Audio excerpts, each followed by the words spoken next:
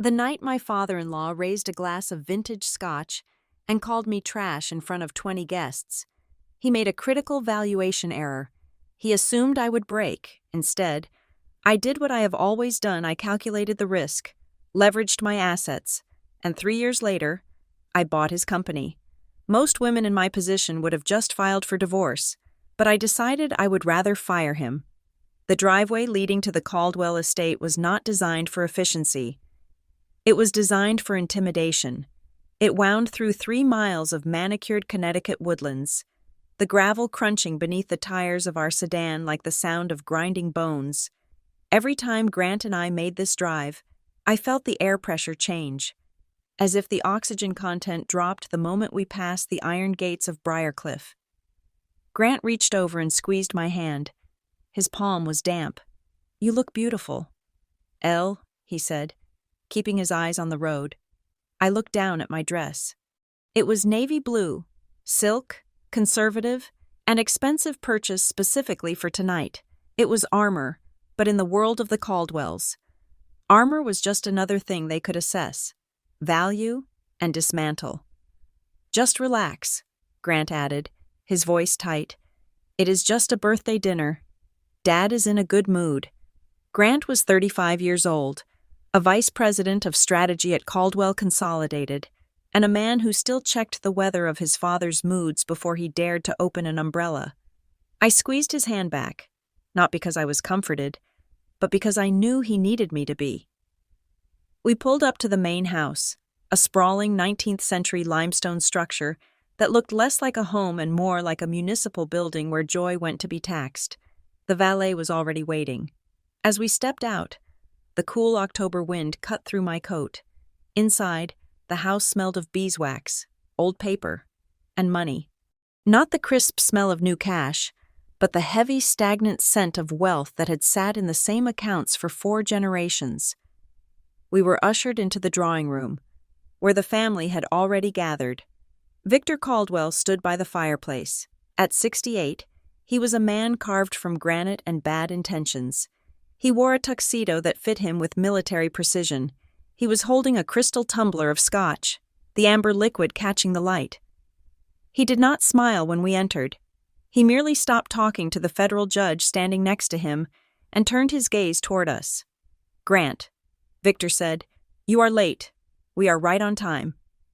"Dad," Grant said, checking his watch. 7 o'clock on the dot. Victor's eyes flickered to me. "Eleanor," Victor said, "you changed your hair. I had trimmed it an inch." "Hello? Victor?" I said, keeping my voice level. "Happy birthday." He ignored my greeting and took a sip of his drink. "We are sitting in the grand dining room tonight," Victor announced to the room. "I want the acoustics to be perfect for the toast." Dinner at the Caldwells was never just a meal, it was theater. We were seated around a mahogany table long enough to land a small aircraft on. I was placed in the middle, directly across from a vacant chair, while Grant was seated at the far end, separated from me by 2 cousins and a senator's wife.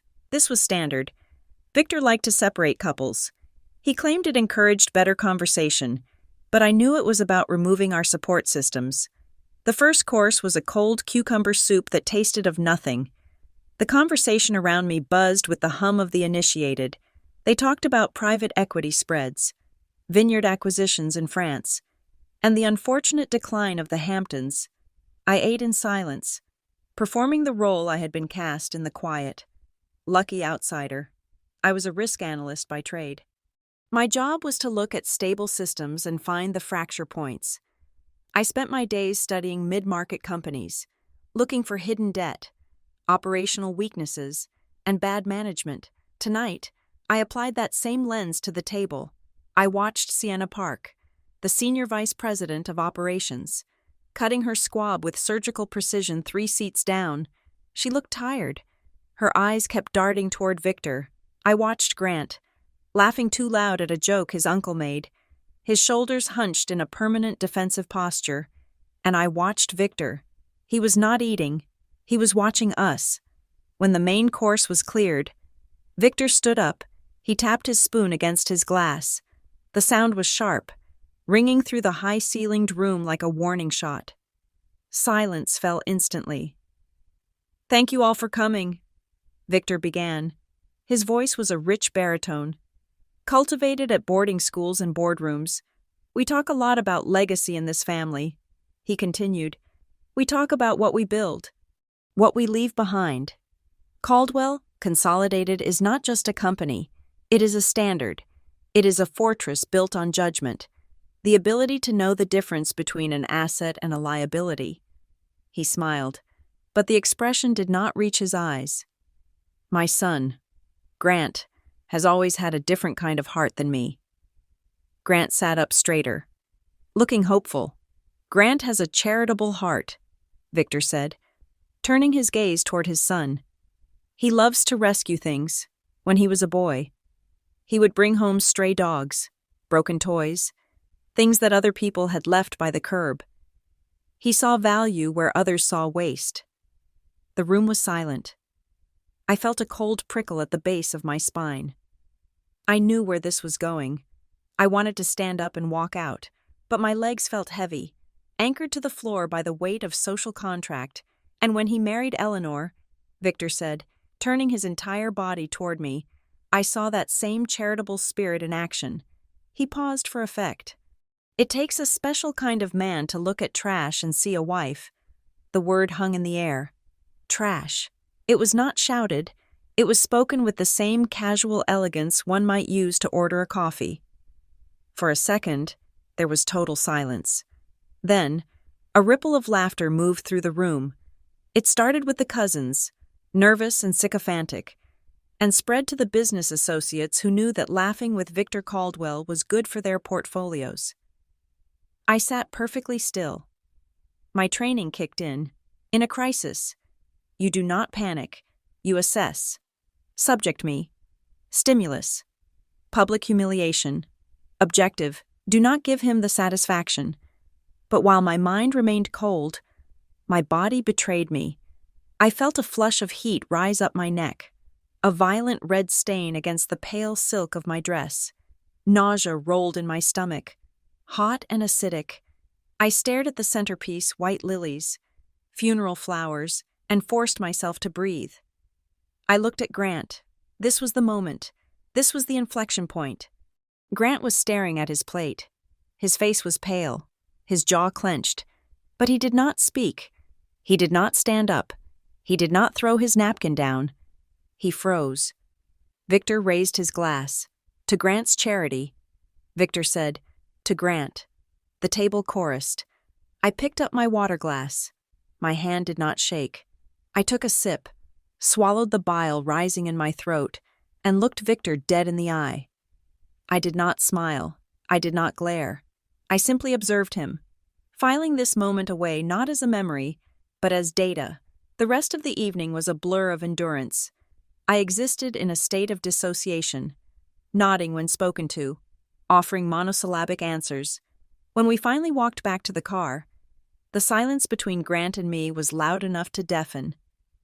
Grant drove us out of the gates. We were 5 miles down the road before he spoke. He did not mean it like that. Grant said, I looked out the window at the passing darkness. He called me trash. Grant, in front of the senator, in front of your colleagues. It is just his way, Grant said, his voice pleading. He tests people. He likes to see if you can take a punch. If you react, he wins. You did great. You stayed calm. He respects that. He does not respect me, I said, turning to look at my husband. And he certainly does not respect you. Grant gripped the steering wheel so hard his knuckles turned white. You do not understand the pressure he is under. Grant said, the shareholder meeting is coming up. The stock has been volatile. He is just blowing off steam. I am not a pressure valve. Grant, I am your wife. I know. Grant said, I know. I am sorry. It won't happen again. But we both knew it would, because it had happened before. In smaller ways, the comments about my background, the jokes about my public university education, the way he introduced me to people as Grant's friend before correcting himself. This was just the escalation. The next morning, the house was quiet. Grant had left early for the office, leaving a note on the counter that said, Love you. It felt like a consolation prize. I sat at the kitchen table with my coffee, my laptop open. I needed to work, to remind myself that I was a competent professional and not the charity case Victor had painted me as. But I could not focus. My phone rang. It was a number I did not recognize. Mrs. Caldwell, a crisp female voice asked, "This is Eleanor." I said, I did not like being called Mrs. Caldwell. It made me feel like an extension of the estate. "This is Sarah from the legal department at Caldwell Consolidated. Mr. Caldwell asked me to send over a document for your review.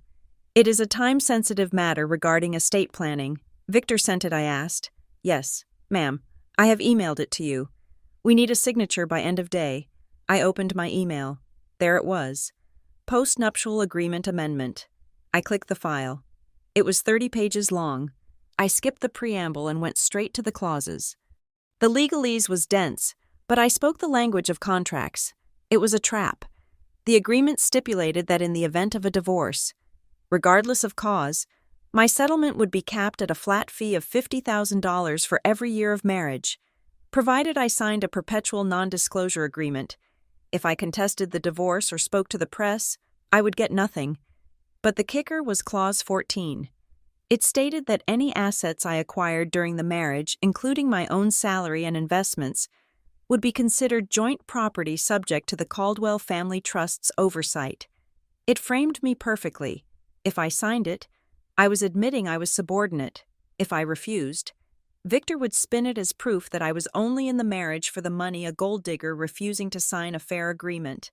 I closed the laptop. My hands were shaking now. This wasn't a test. This was a siege. I drove to my office in the city, needing to be anywhere but that house. I worked for a boutique risk consultancy firm, analyzing supply chains and operational exposure for mid-sized manufacturing companies. It was unglamorous, detailed work, and I loved it. It was real. I sat at my desk, trying to lose myself in spreadsheets. I was currently auditing a logistics firm in Ohio that was looking to be acquired. I was cross-referencing their vendor list when a name caught my eye. Kensho Logistics. It sounded familiar. I paused. Why did I know that name? I searched my memory. 2 weeks ago, at a charity gala, Grant had mentioned a supply chain issue with one of Caldwell's subsidiaries. He had mentioned a new vendor that was fixing the problem. Kensho. I typed the name into our internal database. My firm subscribed to a deep-dive corporate registry service. Kensho Logistics was registered in Delaware. The registered agent address was a suite in a strip mall in Dover. I looked at the filing date. It was incorporated 3 months ago. I pulled up the vendor list for the Ohio firm I was auditing. They also used Kensho Logistics. I frowned. It was a coincidence, surely. But in risk analysis, you learn that coincidences are usually just patterns you haven't decoded yet. I dug deeper. I pulled the payment schedules. The Ohio firm was paying Kensho Logistics 40% above market rate for shipping containers. I checked the officers of the company. It was hidden behind an LLC, but the signatory on the incorporation documents was a man named J.P. Vance. I froze. J.P. Vance was the name of Victor Caldwell's personal driver. I sat back in my chair. Why was a mid-sized logistics company in Ohio paying a premium to a shell company registered by my father-in-law's chauffeur, and if Caldwell Consolidated was using them too? Where was that money going? My phone buzzed. A text from Marin. Lunch. I have 10 minutes before my shift. I need to yell about a doctor. I met Marin at a diner 3 blocks away. Marin Locke was a trauma nurse, a woman who dealt with blood and death every day, and had zero patience for social pleasantries. She was the only person in my life who refused to be impressed by the Caldwell name. She looked at me over her grilled cheese sandwich. "You look like hell." "Eleanor," she said. "Thank you." I said, "What did they do this time?" I told her about the dinner. I told her about the trash comment.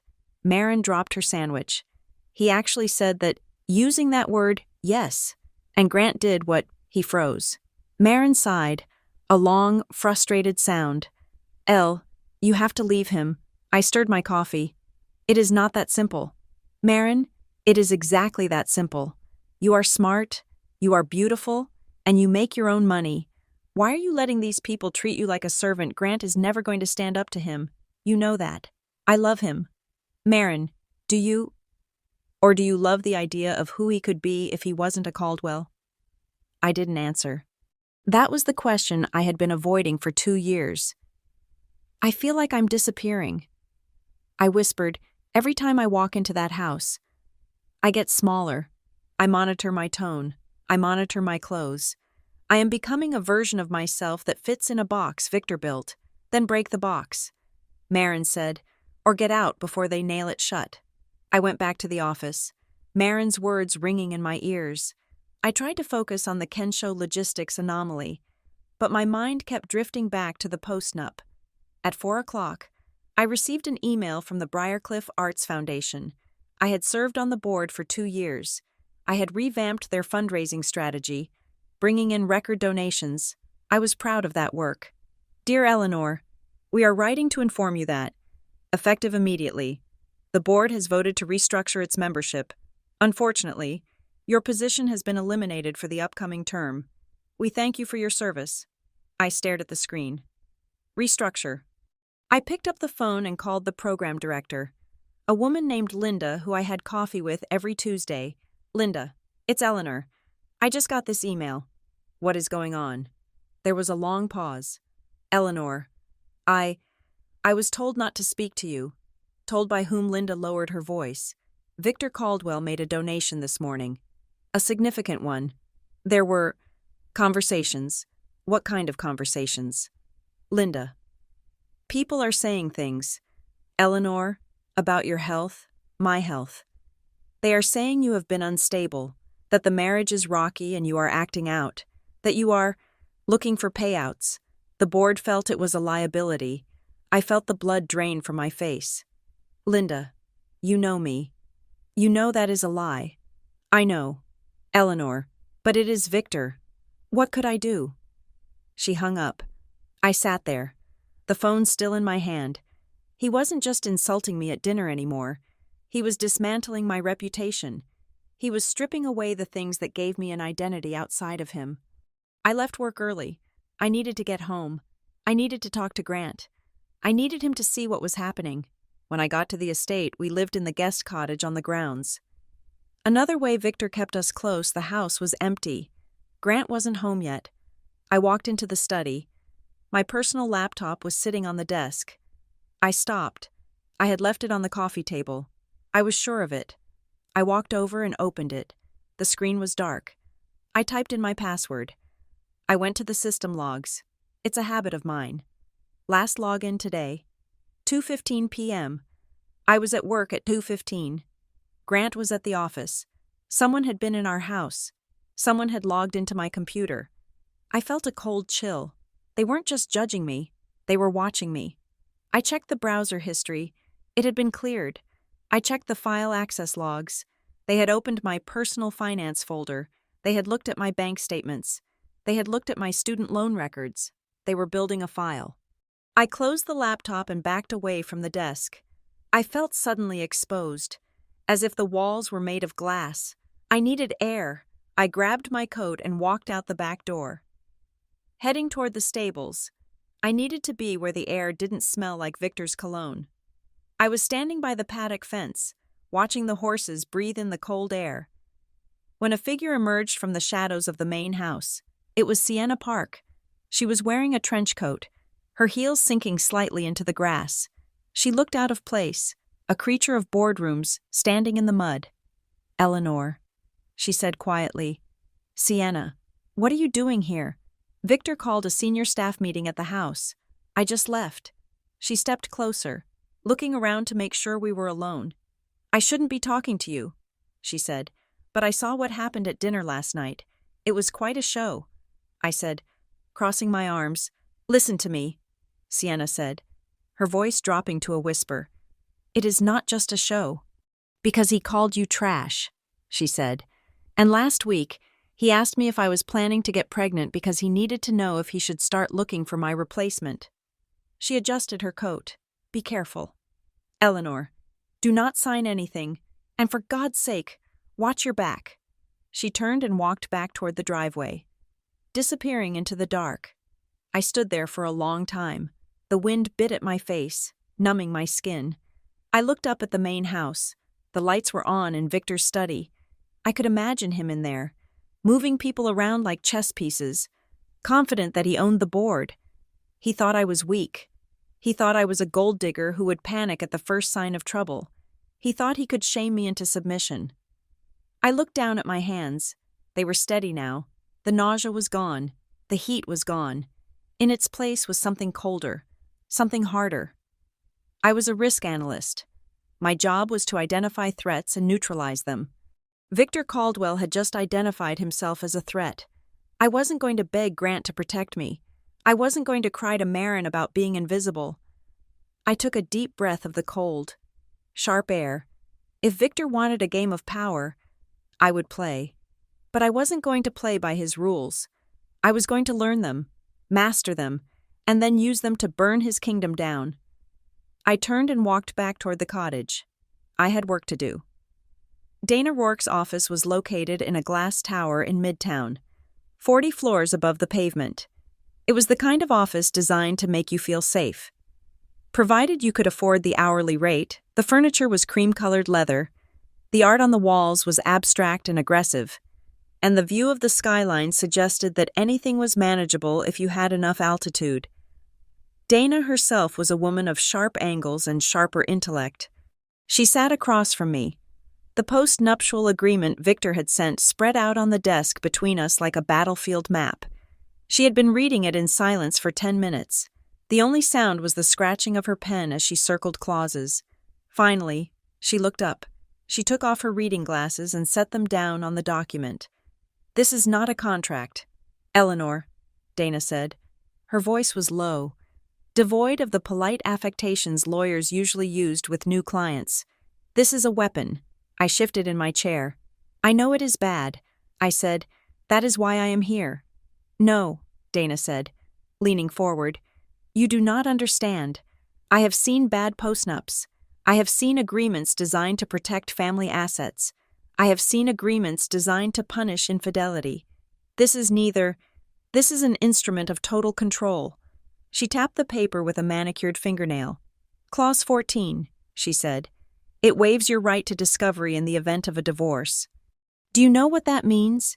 It means if you leave him, you are legally barred from asking to see the bank accounts. You are barred from knowing what the marital assets actually are. She flipped the page. Clause 22. Mandatory arbitration with a mediator chosen by the Caldwell Family Trust. You are agreeing that if you have a dispute, you will not go to a judge.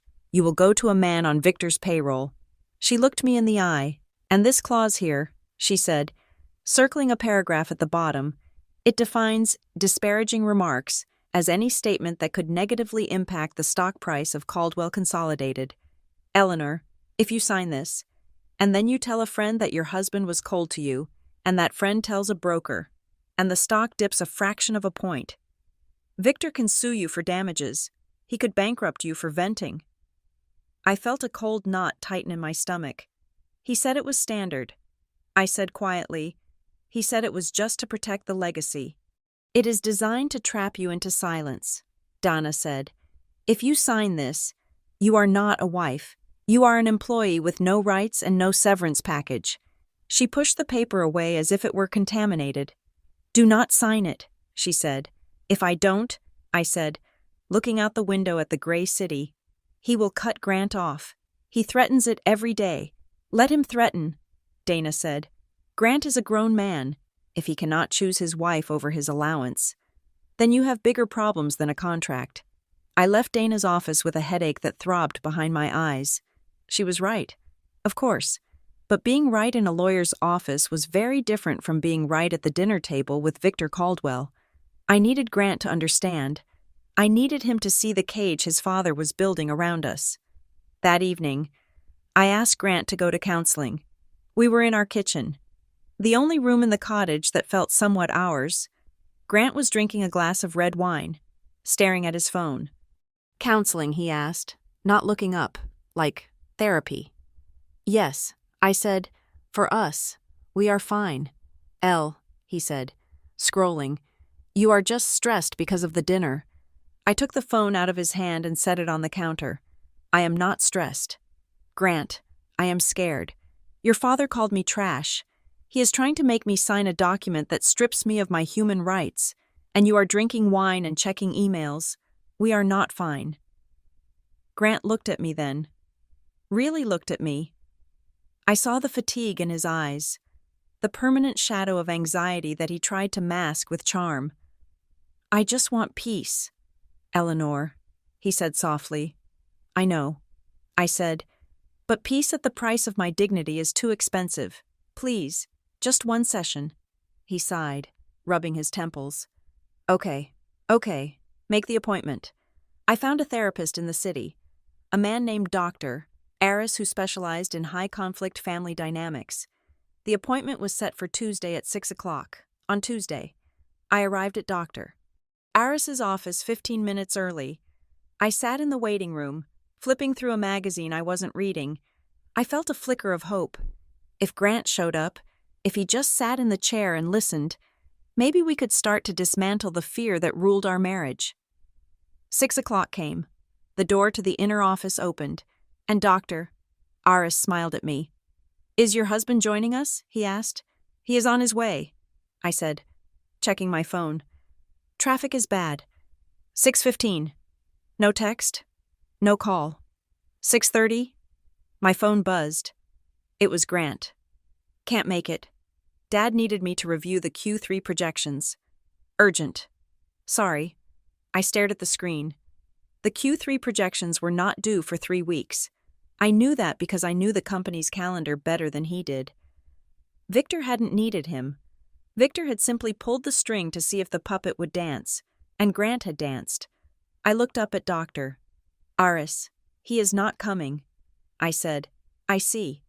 Doctor, Aris said gently. Would you like to use the time anyway? No, I said, standing up. I think I have my answer. I walked out of the office and into the cool night air. I didn't go home. I went to a coffee shop on a corner, opened my laptop, and started a new spreadsheet. If I couldn't save my marriage through love, I would have to protect myself through intelligence. I began to map Caldwell Consolidated.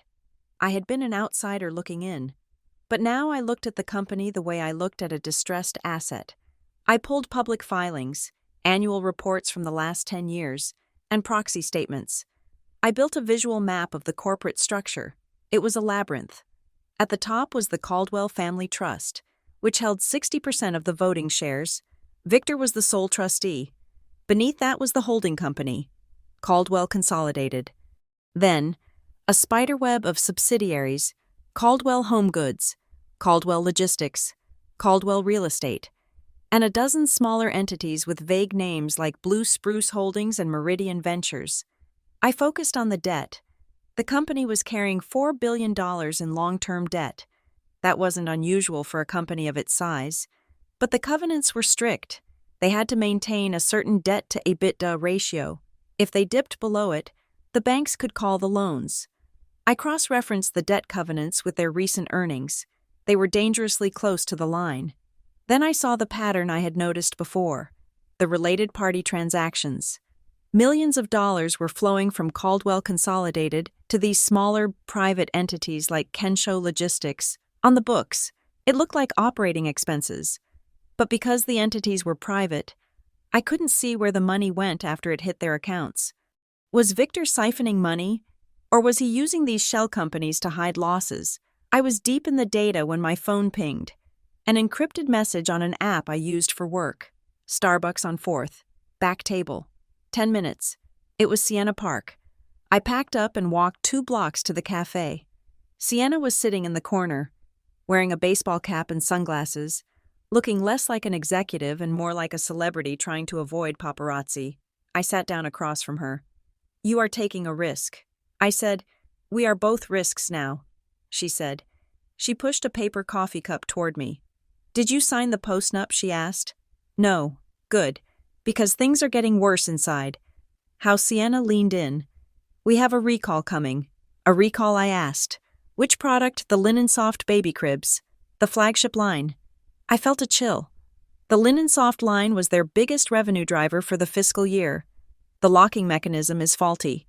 Sienna whispered, "We have had 3 reports of collapse. No injuries yet, thank God. But engineering confirmed the defect last week. Why haven't they announced it?" I asked. Victor buried it. He said we are too close to the covenant deadline. If we announce a recall now, the stock drops. The EBITDA takes a hit, and we breach the debt covenants. The banks would take control, so he is leaving dangerous cribs on the market to save his stock price. Sienna nodded.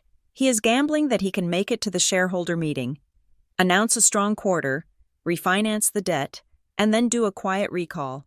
He is buying time with safety, and he is using the shell companies to mask the returns. I realized that is what Kensho is. He is routing the defective returns through a third party, so they don't show up on the main books as losses. Sienna looked at me, impressed. "You are good at this," she said. "I am a risk analyst. Sienna, this is what I do." "There is more," she said. She slid a napkin across the table. On it was written a date. November 15th. That is the covenant test date, she said. If the numbers aren't perfect by then, the house of cards falls. Victor is desperate. That makes him dangerous. She stood up. "I have to go. If anyone asks, I was at yoga." She walked out, leaving me with a cup of cold coffee and the realization that my father-in-law wasn't just a bully, he was a fraud. The next day, I made a call I had been avoiding for 5 years. I called my mother. Patricia Hayes lived in a small 2-bedroom condo in New Jersey. We hadn't spoken since the wedding, primarily because she had refused to attend. She had told me that marrying a Caldwell was a death sentence, and I had told her she was bitter. She answered on the second ring. "Hello, Eleanor." "Hi, Mom." There was a silence.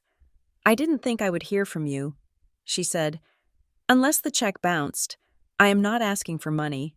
"Mom, then why are you calling? Is it the husband or the father-in-law?" She knew. Somehow, she always knew. "It is Victor." I said, "Mom, you warned me about them. You said they were dangerous, but you never told me why. You just said they were bad people. I need to know the truth." I heard the sound of a cigarette lighter clicking. "Your father was a good man. Eleanor, you remember that?" "Yes. He was a brilliant engineer. He had a patent, a filtration system for industrial manufacturing. It was going to change everything for us." I remembered. I remembered the blueprints on the dining table. I remembered him laughing, and then I remembered the silence, the drinking, the car accident that took him. He was in talks to license it. Patricia said, to a subsidiary of a major conglomerate. They dragged the negotiations out for a year. They bled him dry with legal fees. They made him rewrite the specs until he was exhausted. And then, when he was leveraged to the hilt, they pulled the offer. She exhaled smoke. They claimed his tech infringed on one of their existing patents. It was a lie, but we didn't have the money to fight it in court. He went bankrupt. He lost the house. He lost his mind. "What does this have to do with the Caldwells?" I asked, though I already suspected the answer. "The subsidiary, Eleanor, it was Blue Spruce Holdings." I froze. I had seen that name on my map last night. Victor Caldwell owned Blue Spruce. He didn't just own it, Patricia said. He ran it. He was the one who sat across the table from your father and smiled while he stole our life. He didn't just want the patent. Eleanor, he wanted to destroy the competition. That is what he does. He doesn't just win. He conquers. I felt the phone slipping in my sweaty hand. "Does he know?" I whispered. "Does he know I am that man's daughter?" Patricia laughed, a dry, hacking sound. "Eleanor, honey, Victor Caldwell knows the maiden name of his gardener's grandmother. Of course he knows. Why do you think he treats you like dirt? You are not just a daughter-in-law. You are a trophy. He broke the father, and now he owns the daughter. It is the ultimate power trip." I hung up the phone and sat on the floor of my office. It wasn't random. The cruelty, the trash comment, the constant undermining, it wasn't just classism. It was personal. I was the living artifact of a man he had destroyed. Every time he looked at me, he was patting himself on the back for a victory he won 20 years ago. I felt a surge of rage so pure it almost frightened me. 2 days later, Victor invited us to a peace dinner. It was a black tie fundraiser for the Briarcliff Hospital, held in the ballroom of the estate. Grant begged me to go. "Please, Elle," he said. "He wants to make amends. He told me he was too harsh. Just come, smile, and we can go home early." I put on an emerald green gown. I put on my diamond earrings, and I put on my mask. The ballroom was filled with the elite of Connecticut. Cameras flashed as we entered. Victor was holding court near the stage. When he saw us, his face lit up with a performance of paternal joy that was worthy of an Oscar. "Eleanor Grant," he boomed, opening his arms. He hugged me. He actually hugged me. The smell of his cologne sandalwood and expensive scotch made my stomach turn. "I am so glad you are here," he said, loud enough for the society photographer to hear. He turned to the photographer. "Get a picture of the family, the backbone of everything I do." He put his arm around my waist, his grip tight, almost painful. I smiled. The flash blinded me. "Go get a drink, Grant," Victor said. "I want to borrow your lovely wife for a moment to introduce her to the hospital chairman." Grant nodded, relieved to be dismissed, and headed for the bar. As soon as Grant was gone, Victor's grip on my waist shifted.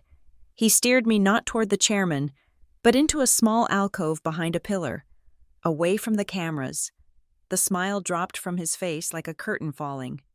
"You haven't signed the agreement, Eleanor," he said. His voice was a low growl. "I am reviewing it with counsel." I said, keeping my head high, "You don't need counsel. You need to learn your place. My place is by your son's side. Victor, not under your heel." He leaned in close. His eyes were cold. "Dead things. Let me explain something to you. Little girl, I am trying to be nice. I am giving you a chance to stay in the warm. But if you push me, I will destroy you." I said nothing. "I have friends in the press." He continued, "I have stories ready to run. Unstable wife. Mental health crisis. Secret addiction. By the time I am done, you won't be able to get a job working a cash register, let alone in finance. Grant will leave you, and you will be nothing, just like your father." He knew. He absolutely knew. I looked at him, and for the first time, I didn't see a billionaire. I saw a bully who was afraid of losing control. "Is that all, Victor?" I asked.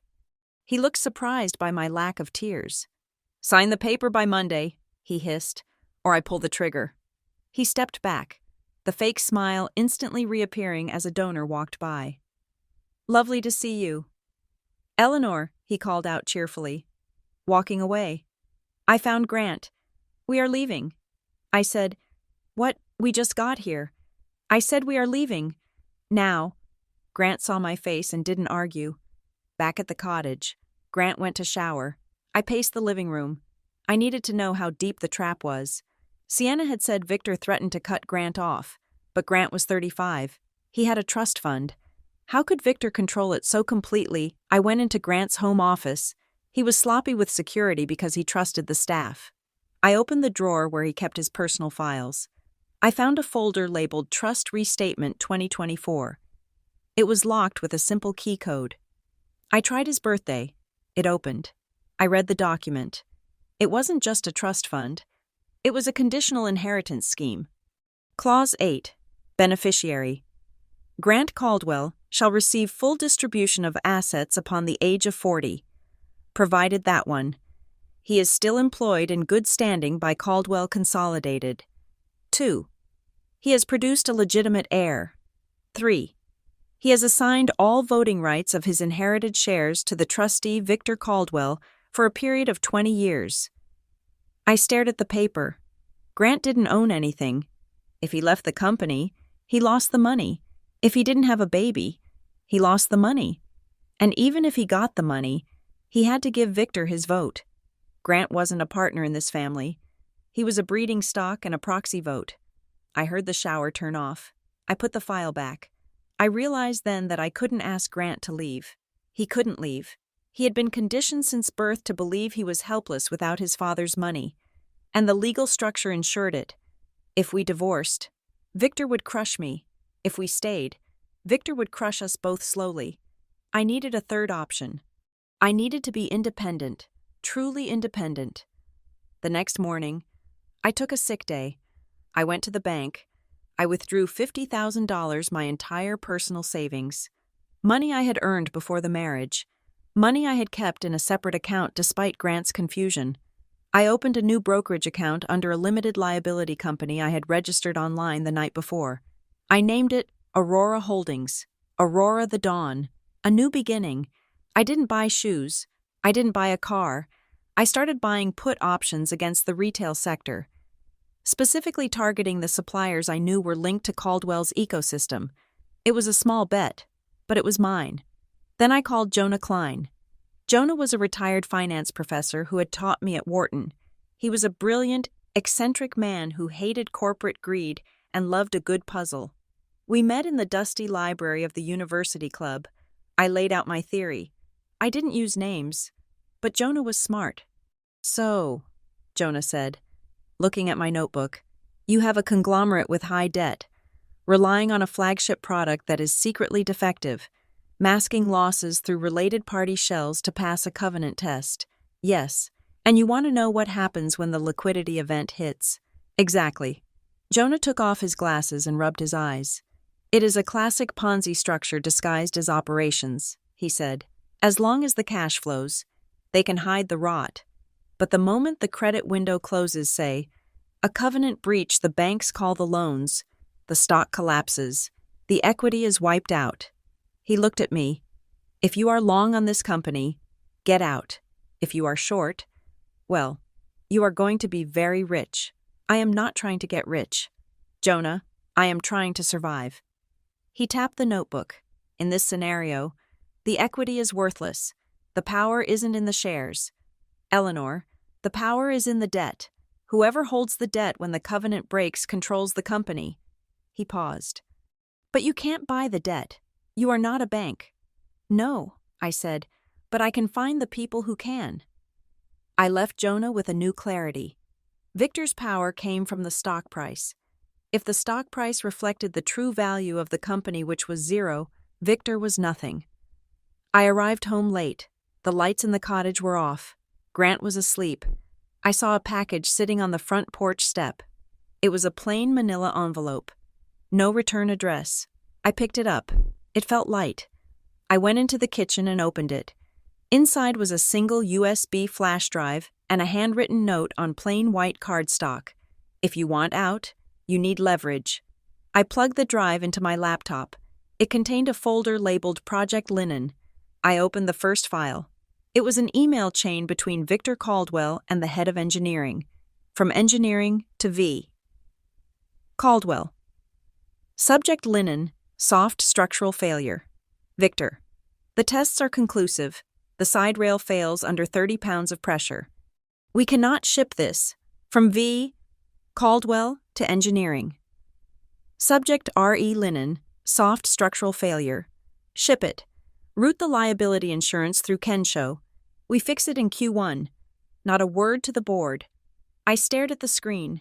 It was the smoking gun. It was proof of fraud, negligence, and criminal intent. I looked at the note again. The handwriting was jagged, hurried. I didn't know who sent it. Sienna. A disgruntled employee. It didn't matter. I held the drive in my hand. It was small, cold, and heavy with potential destruction. Victor had told me to learn my place. He had told me I was trash. I closed my hand around the drive. I wasn't trash. I was the person holding the match. Dana Rourke sat in silence for a long time, the glow of her monitor illuminating the sharp planes of her face. We were in a small, soundproofed conference room in her office. The door locked, the blinds drawn. On the screen was the contents of the flash drive, thousands of emails, PDF attachments, and spreadsheets detailing Project Linen. Dana finally leaned back, exhaling a breath that sounded like a tire losing air. "This is not just negligence, Eleanor," she said. "This is systemic fraud." She pointed to a specific email chain. "Look at the routing numbers. They are sending the customer returns the broken cribs. The complaints about the collapsing rails directly to Kensho Logistics. Kensho then processes them as shipping damage and reimburses Caldwell Consolidated for the cost of the unit. I see it, I said. It keeps the product defect rate artificially low on the internal quality reports. Exactly, Dana said. If the defect rate stays low, they don't have to trigger a recall. If they don't trigger a recall, they don't have to book a massive liability reserve. And if they don't book the reserve, the EBITDA stays high enough to satisfy the bank covenants. She looked at me, her expression grave. Victor is cooking the books to keep the loans alive. If this gets out, the stock goes to zero. The SEC will descend on Briarcliff like a swarm of locusts. People will go to prison. I looked at the screen. I saw the names on the emails.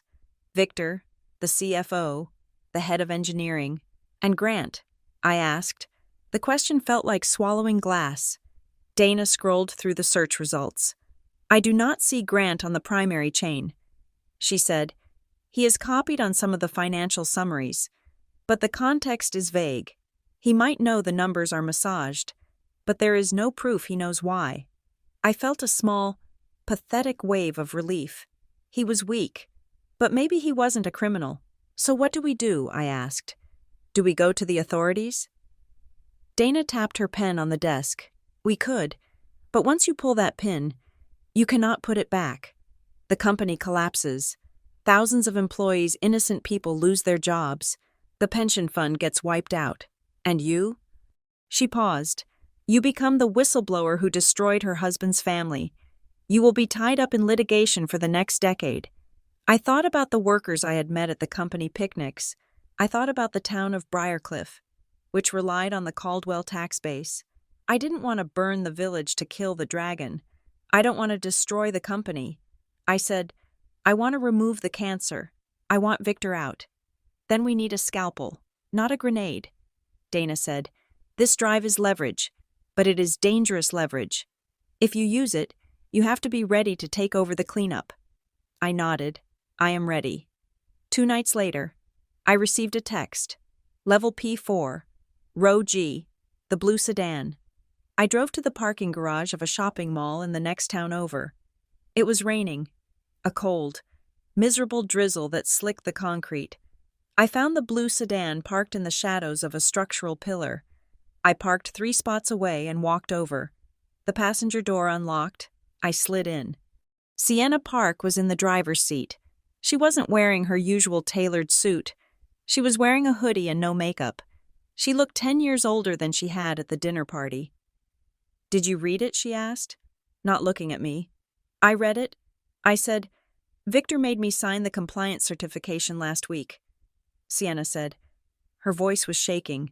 He stood over my desk and watched me sign it. He said, we are all team players here. Sienna, we all do what is necessary to protect the legacy. She gripped the steering wheel. I have a daughter, Eleanor. She is 6 years old.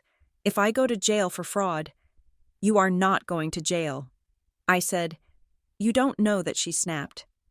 Turning to face me, her eyes were rimmed with red. This is big. Eleanor, we are shipping dangerous products to babies. Every time my phone rings, I think it is news that a child has been hurt. I can't sleep. Why didn't you go to the police? I asked. And say what? That I knew about it for 6 months, that I helped set up the Kensho accounts. She looked down at her lap. I am not a hero. Eleanor, I am an accomplice. I sent you that drive because I need an exit strategy. If the ship goes down, I need someone to say I helped the rescue crew. I looked at her.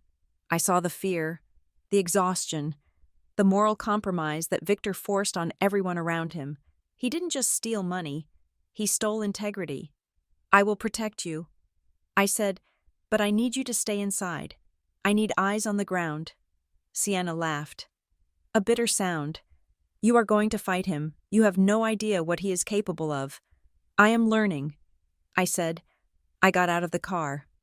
As I walked back to my vehicle, I realized the line between victim and villain was blurrier than I thought. Sienna was both, and if I wasn't careful, I would become both too. I went home to the cottage.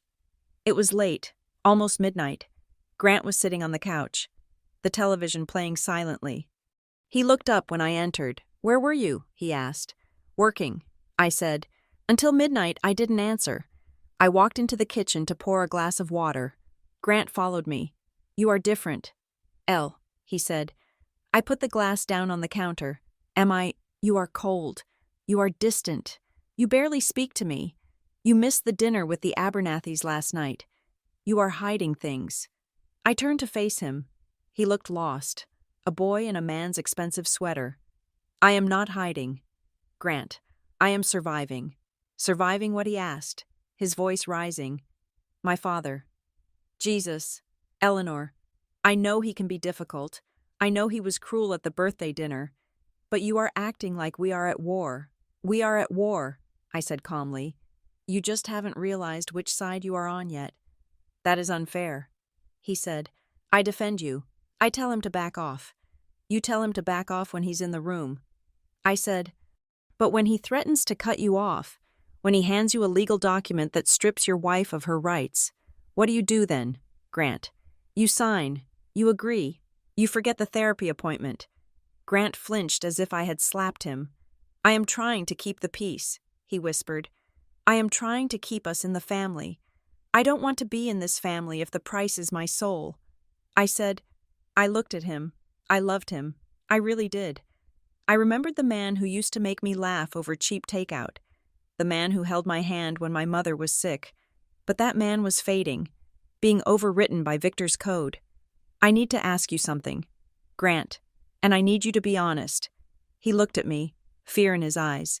"If it came down to it," I said, "if your father demanded you choose between his money, his approval, his company, and me, if he said you had to divorce me to keep your inheritance, what would you do?" The kitchen was silent. The refrigerator hummed. The rain tapped against the window. Grant opened his mouth. He closed it. He looked at the floor. He looked at the ceiling. I don't think he would ever do that," Grant stammered. "That is not an answer." I said, "Elle, it is complicated. The trust, the voting rights. It is not just money. It is my legacy. It is who I am." I waited. I waited for him to say, "I would choose you."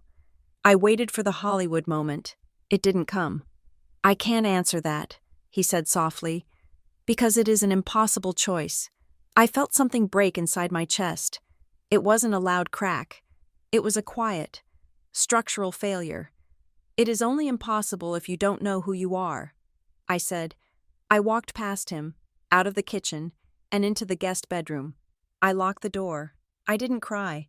I lay in the dark and stared at the ceiling, realizing that my marriage wasn't a partnership, it was a subsidiary, and I was being spun off. 2 weeks later, we drove to Vermont for the annual shareholder weekend. Lake Arbordale was a postcard of New England wealth.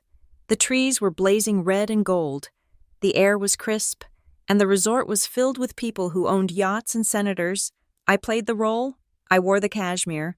I smiled at the wives, but my eyes were scanning the room. The main event was a presentation in the grand ballroom. Victor stood on stage, a giant screen behind him displaying upward trending graphs. "We are entering a new era of stability," Victor proclaimed. His voice boomed through the speakers, "and leading that charge into the future will be my son, Grant." He gestured to the side of the stage. Grant walked out, waving, smiling that practiced, terrified smile. I watched the crowd. I didn't watch the applause. I watched the eyes. I saw a board member, Rowan Devereaux, lean over and whisper something to the woman next to him. She frowned and checked her phone. I saw the representative from the Teachers' Pension Fund cross his arms and stare at the floor. They weren't inspired. They were anxious. They knew the numbers were tight. They sensed the fragility. Victor called me up to the stage, and my daughter-in-law. "Eleanor," he shouted, "the woman who keeps Grant grounded." I walked up the stairs. The spotlight blinded me. Victor put his arm around me, smiling for the cameras. "Smile. Dear," he hissed in my ear. "You look like a funeral director." I smiled. Later that evening, at the cocktail reception, Victor cornered me near the ice sculpture. "You did well today," he said. "You looked almost part of the family." "I am part of the family." Victor. He took a sip of his martini. "I have been thinking," he said. "You are smart. I see that. You are wasted analyzing risk for those two-bit manufacturing firms you work for." I stiffened. "I like my job. It is small," Victor said. "You need a bigger canvas."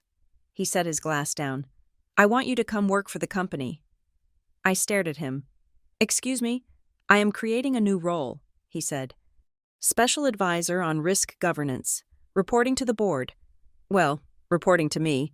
Effectively, you would oversee the integration of our new acquisitions." Why, I asked. He smiled, a shark baring its teeth. "Because I want to keep you close. Eleanor, I want to use that brain of yours, and it would look good. Family unity. The markets love a husband and wife team." I knew exactly what it was. It was a golden handcuffs offer. If I became an employee, I would be bound by the corporate non-disclosure agreements. Anything I found, anything I knew, would be company property. If I spoke out then, I wouldn't just be a disgruntled wife. I would be an employee violating trade secrets. He could sue me into oblivion. It was a trap, but it was also a key. If I was inside, I would have legal access to the servers. I wouldn't need Sienna to steal files in a parking garage. I could walk through the front door. I looked at Victor. He thought he was buying my silence. He didn't realize he was hiring his executioner. "I am interested," I said, "but I have conditions." Victor laughed. "Of course you do. Name them." "I want a seat on the audit committee as a non-voting observer, and I want my compensation paid in stock options, not cash." He raised an eyebrow. "Options. Betting on us." "I believe in the legacy." "Victor," I said, keeping my face smooth. "Done," he said. "Welcome aboard." I called Dana from the hotel bathroom. She was furious. "He is trying to muzzle you," she yelled. "If you sign that employment contract, you are handing him the gag." "I know," I said, "but I can't fight him from the outside. Dana, I need to see the ledger. I need to see where the money is really going. It is dangerous." "Eleanor, if he catches you snooping now, he can fire you for cause and destroy your reputation for gross misconduct. Then I better not get caught." I said. I started the job 3 days later. My office was on the executive floor, 3 doors down from Grant. It was glass-walled, visible to everyone. Victor wanted to keep an eye on me. I spent the first week playing the eager new hire. I attended meetings. I took notes. I asked polite questions. But in the evenings, when the office thinned out, I went to work. I used my new clearance to dig into the financials of the subsidiaries. I traced the cash flows from Caldwell Consolidated to the shell companies. I found the Project Linen cover-up expenses, just as Sienna had said. But then I found something else, something bigger. There was a recurring outflow of cash, $2 million a month, labeled as consulting fees, going to a firm called Apex Heritage Group. I looked up Apex Heritage. It was registered in the Cayman Islands. I dug deeper. I found a loan document buried in a mislabeled folder on the shared drive. Apex Heritage wasn't a consulting firm. It was a private real estate developer. And the signatory for the loan guarantee wasn't Caldwell Consolidated. It was Victor Caldwell, personally, but the payments were coming from the company accounts. I sat back in my chair, my heart hammering. Victor had taken out personal loans to fund a private real estate venture, likely a hotel development I had read about in the tabloids years ago that never broke ground. The loans were coming due. He didn't have the cash, so he was using company money to pay his personal debt. This wasn't just fraud. This was embezzlement. This was theft. If I could prove the link between Apex and Victor, I had him, but I needed allies. I couldn't do this alone. The board was packed with his cronies. I needed external pressure. I began to buy stock.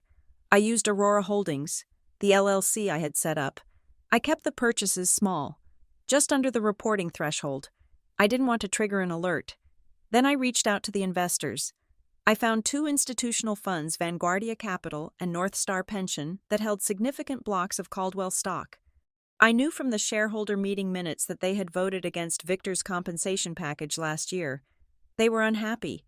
I requested meetings. I didn't use my married name. I used my maiden name and my professional credentials. I met the fund manager for Vanguardia, a sharp-eyed woman named Evelyn Cho. In a quiet tea house in the city, I am an analyst. I told her, I have been studying the Caldwell governance structure. I see instability. I know who you are. Mrs. Caldwell, Evelyn said, sipping her tea. You are the daughter-in-law. I didn't flinch. I am Eleanor Hayes, and I am not here as a daughter-in-law. I am here as a shareholder who is concerned about the debt exposure and the lack of independent oversight on the board. Evelyn watched me. Why are you doing this? She asked. Because the company is being run as a personal piggy bank, I said, and because I believe there is value there. If the management changes, you want a coup, she said. I want reform, I corrected. I am looking for partners who want to see the value unlocked. Evelyn put her cup down. We have been trying to get a meeting with the independent directors for years. Victor blocks us. I can be a bridge, I said. I am inside.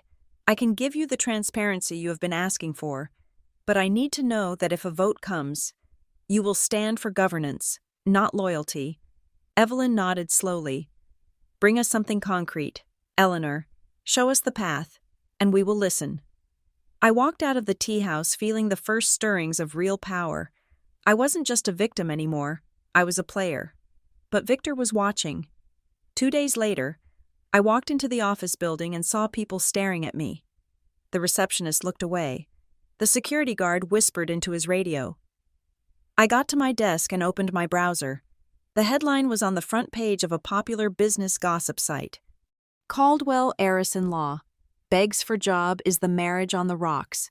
I clicked the link. The article was brutal. It claimed that I had demanded a role in the company to prove my worth to the family. It quoted insiders who said I was unqualified, emotional, and that Victor had created the position just to keep the peace at home. It painted me as a desperate, nepotistic housewife playing dress-up in a boardroom. My face burned. I knew who leaked it. It was Victor's PR team. He was trying to discredit me. He wanted the employees to see me as a joke. He wanted the market to see me as a liability. I sat there, feeling the eyes of my coworkers boring into my glass-walled office. I wanted to run. I wanted to hide. My phone rang. It was Evelyn Cho from Vanguardia. I expected her to cancel our arrangement. I expected her to say she couldn't work with a laughingstock. I answered. Did you see it? I asked. My voice tight. I saw it. Evelyn said, I am sorry. I said, it is a smear campaign. I know what a smear campaign looks like. Eleanor, Evelyn said, and I know why men like Victor Caldwell use them. She paused. He is scared of you. I blinked. What if you were irrelevant? He would ignore you. She said, the fact that he is spending capital to humiliate you tells me that you are a threat. She chuckled, a dry professional sound. We like threats. Eleanor, they shake things up. We are still interested. Keep digging. I hung up the phone. I looked out through the glass walls of my office. I saw Grant walking down the hall. He looked at me, then looked away, embarrassed. I saw Victor walking toward the boardroom, surrounded by sycophants. He glanced at me and smirked, a small, satisfied twitch of his lips. He thought he had crushed me. He thought he had shamed me into submission. I sat up straighter. I adjusted my blazer. I opened the file on Apex Heritage.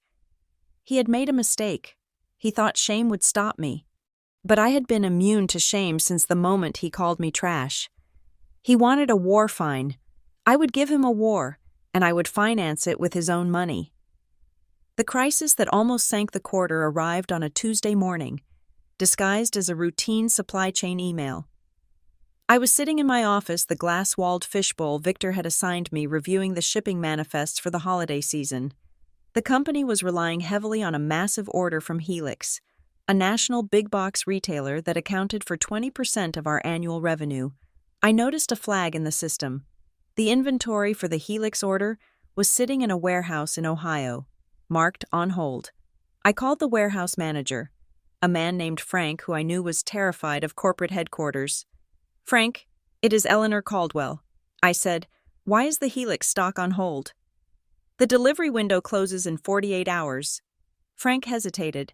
"Mrs. Caldwell, we can't ship it. We don't have the pallets." "The pallets." "The new procurement policy," Frank explained. "Corporate switched vendors to save 3 cents a unit. The new vendor, Blue Spruce, hasn't delivered the pallets. We have 40,000 units sitting on the floor, and nothing to stack them on. Blue Spruce, one of Victor's shell companies. He was strangling his own operations to squeeze pennies into his private accounts. If we missed the delivery window, Helix would trigger a penalty clause. Worse, they might cancel the contract entirely. It would be a $50 million hit. I didn't call Victor. I didn't call Grant. I called the risk manager at Helix. I knew him from my previous life as a consultant. I told him we had a logistical hiccup, but that I was authorizing a direct shipment using a local fleet. Bypassing our standard distribution center, I paid a premium for the trucks out of my own department's tiny discretionary budget. Then I called Frank back and told him to buy pallets from the local lumber yard and bill it to emergency maintenance. The trucks rolled out 4 hours later. The order arrived at the Helix distribution center. With 20 minutes to spare, the crisis evaporated. No one at the executive level even noticed. Because the silence of a problem solved is deafeningly quiet. But the staff noticed. 2 days later, I walked into the break room to get coffee. The conversation stopped. I braced myself for the usual awkward silence, the feeling of being the unwanted spy in their midst. Instead, a junior logistics coordinator named Sarah looked at me. "You saved the Helix account, didn't you?" she asked quietly. I poured my coffee. "I just expedited some paperwork." I said, "Frank told us," Sarah said. "He said you authorized the local buy. If we had lost that contract, half this floor would have been laid off in January." She nodded at me. It wasn't a bow. It was an acknowledgement. "Thank you," she said. For the first time since I entered the building, I felt a shift. I wasn't just Victor's daughter-in-law. I was competent.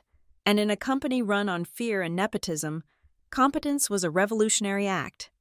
Victor, of course, did not send a thank you note. He sent an auditor. The following Monday, I arrived at work to find my keycard didn't work. The receptionist, refusing to meet my eyes, handed me a visitor pass and told me to report to Human Resources. I walked into the HR director's office. She was a woman named Karen who had mastered the art of delivering cruelty with a smile. "Good morning, Eleanor," she said. "Please, sit down." She slid a file across the desk. "We have received some complaints," she said. "Complaints?" "Regarding your tone." Karen said, "Several senior managers feel that your communication style is abrasive. You bypassed standard protocols last week regarding the Helix shipment. You undermined the procurement department." "I saved the contract. Karen, you violated policy," she corrected. "At Caldwell Consolidated, we value process. Your actions were seen as reckless." She opened the file. "Additionally, we are auditing your expense reports. There is a receipt here for $40 from a coffee shop in Midtown. The timestamp is during working hours. I was meeting a potential investor. I said, 'That is not in your job description.' Eleanor, you are an advisor on risk governance. You are not authorized to meet with investors." She closed the file. "Effective immediately. We are relocating your office. The executive floor is for operational leadership. Given your advisory role, we feel you would be better suited in the records annex." The records annex was in the basement. It was windowless, smelled of ozone and dust, and was located next to the server farm. I packed my things in a cardboard box while the executive assistants watched. I didn't complain. I didn't argue. I walked to the elevator with my head high. Victor was trying to erase me. He was putting me in the dark, hoping I would wither. He forgot that mushrooms grow in the dark, and some of them are poisonous. Down in the annex, the silence was absolute. It was perfect for thinking. I was 3 days into my exile when my office door, a heavy fire door, opened. Rowan Devereaux stood there. Rowan was the longest-serving member of the board of directors. He was a man of silver hair and golden cufflinks. known in the business press as the conscience of the board, because he occasionally gave speeches about corporate responsibility. I knew better. I knew he had voted for every one of Victor's pay raises. Mrs. Caldwell, he said, looking around the small, gray room with distaste. This is cozy. Hello? Rowan, I said, not standing up. To what do I owe the pleasure? He closed the door and sat in the folding chair opposite my desk. I heard about the Helix situation. He said, impressive work. Victor was less than pleased that you fixed his mess so quietly. He prefers his heroes to be named Caldwell, and preferably male. What do you want? Rowan. I want what you want. Eleanor. Stability. He leaned forward. I see the cracks. Eleanor. I see the debt load. I see the erratic behavior. Victor is losing his touch. He is making emotional decisions. Putting you down here. It is petty. It is beneath the dignity of the office. He paused, waiting for me to agree. I stayed silent. If there were to be a change in direction, he said carefully, I want you to know that there are members of the board who would support a return to rational governance.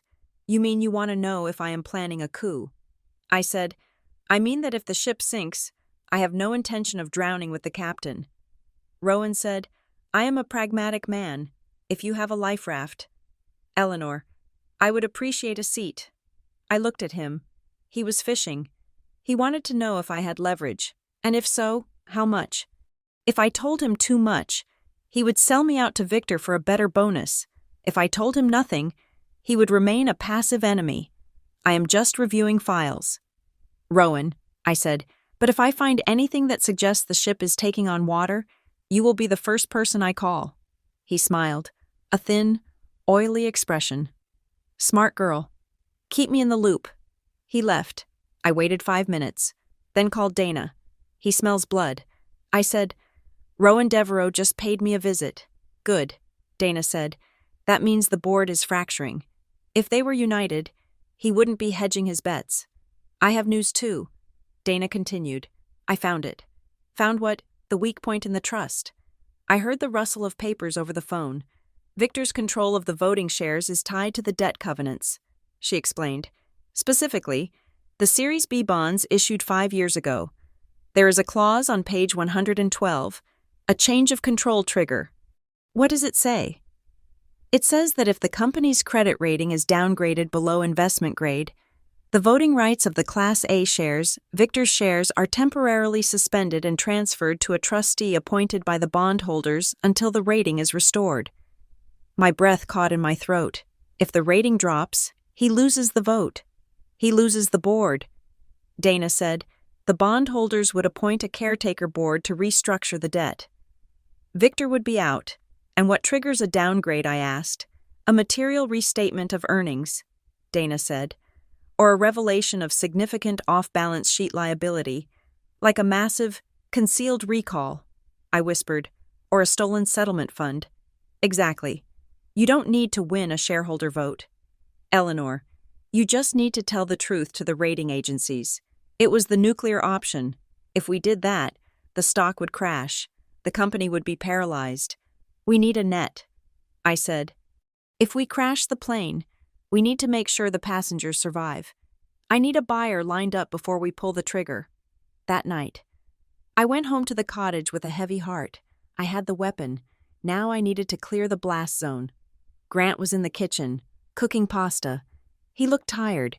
He had bags under his eyes that matched the gray of his sweater. Dad called.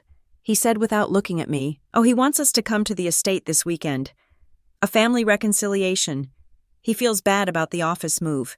He says it was a misunderstanding by HR. It wasn't a misunderstanding. Grant, it was a punishment. He wants to make it right." Grant insisted. "He is talking about the post-nup again.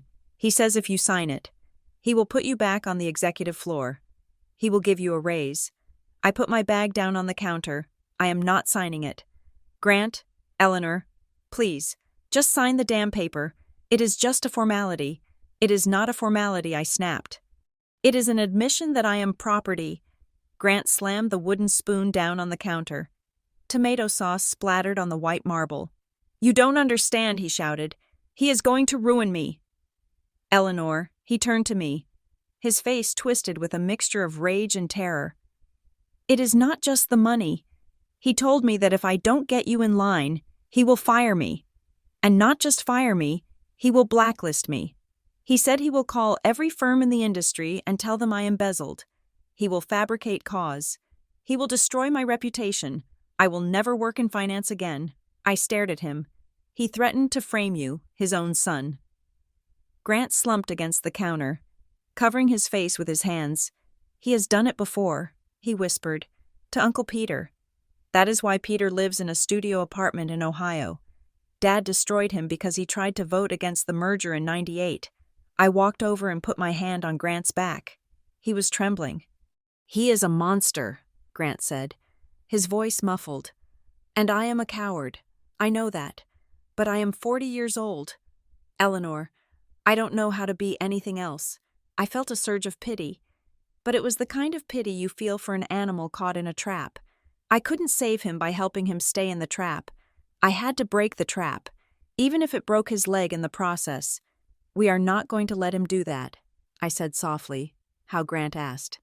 Looking up, "You can't fight him. Watch me," I said. The next day, I went back to the data. I needed to find the money. Sienna and I had found the Project Linen cover-up. But there was a loose end.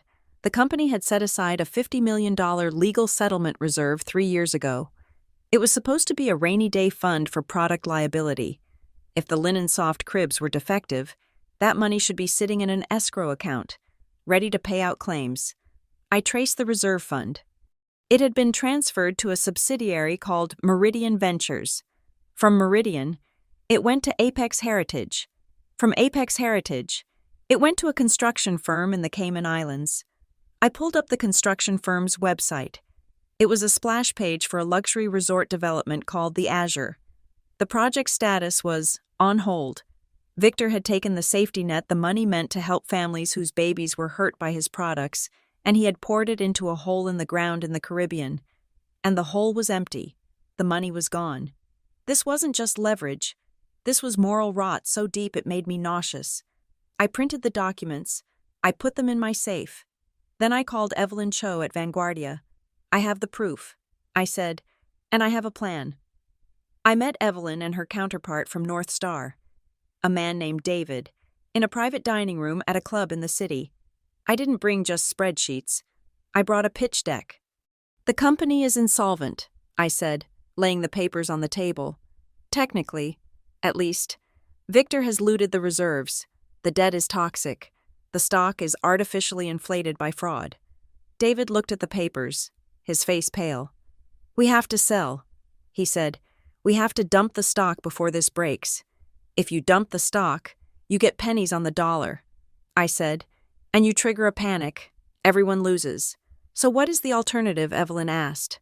"We execute a controlled demolition," I said. "We bring in a buyer who takes the company private. We recapitalize. We clean out the rot. We fire Victor, and we rebuild. Who buys a company with this much liability?" David asked. "I do," I said. "With the right partner." I introduced them to Alden Shore Capital. I had spent the last week negotiating with Julian Thorne, a partner at Alden Shore. Julian was a vulture capitalist, but he was a vulture with a calculator. He knew that Caldwell's brand was strong, even if its management was criminal. I brought Julian into the room. "We are willing to offer a 15% premium over the current market price," Julian said, smoothing his tie, "provided we get a lockup agreement from the major shareholders and a clean sweep of the C-suite." "And Eleanor?" Evelyn asked. "Eleanor leads the transition," Julian said. "She knows where the bodies are buried. She becomes the interim CEO. I added my condition. No mass layoffs for 24 months. I said, and a fully funded compliance program to fix the linen soft issue immediately. We recall the cribs, we pay the families, and we apologize. We save the reputation by owning the mistake." Evelyn looked at Julian. Then she looked at me. "You are asking us to back a hostile takeover led by the founder's daughter-in-law. Based on evidence of criminal fraud that will tank the stock if it leaks?" "Yes," I said. Evelyn smiled. It is the boldest thing I've heard in 10 years. Count us in. We had the money. We had the votes. We just needed the timing. Victor, unaware that the noose was tightening, pulled it for us. He invited us to the reconciliation weekend at the estate. I told Grant we should go. I needed Victor to feel safe. I needed him to think he was winning one last time. The dinner was a masterpiece of manipulation. Victor had hired a private chef. He had invited the local priest.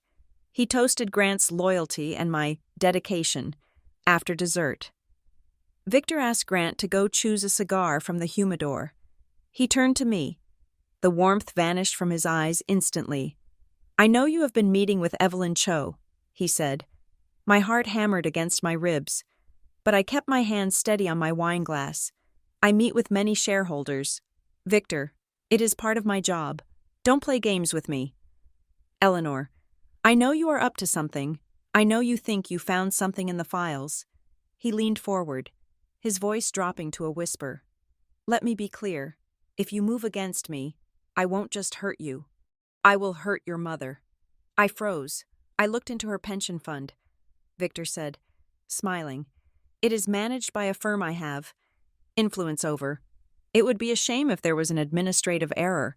If she lost her monthly checks, at her age, with her health, that would be tragic. He sat back, looking satisfied. You are trash. Eleanor, you always were. You think you can sit at the table, but you are just the help. Remember that. Grant came back into the room, holding a box of cigars. Who wants a smoke? He asked cheerfully. I looked at Victor. He winked at me. I stood up. I have a headache. I said, I am going to bed. I walked out of the room. I walked out of the house. I stood on the porch, looking at the dark grounds of the estate. He had threatened my mother. He had crossed the final line. He thought he was negotiating. He thought he was applying pressure. He didn't realize that by bringing my family into it, he had relieved me of my last shred of hesitation. I wasn't just going to fire him. I was going to bury him. I took out my phone. I texted Julian at Alden Shore. Execute. I texted Dana. File the whistleblower complaint with the SEC. Tonight, I looked back through the window. I saw Victor laughing, clapping Grant on the shoulder. He looked like a king. Enjoy it. Victor, I thought, it is your last meal. I walked down the steps into the darkness. The air was cold. But I didn't feel it. I felt only the burning, crystalline clarity of total war. The war room was not a bunker. It was Dana Rourke's conference table. Covered in takeout containers and redacted financial statements, we had been there for 16 hours. The city lights of Manhattan blinked below us, indifferent to the fact that we were planning to decapitate a corporate monarchy.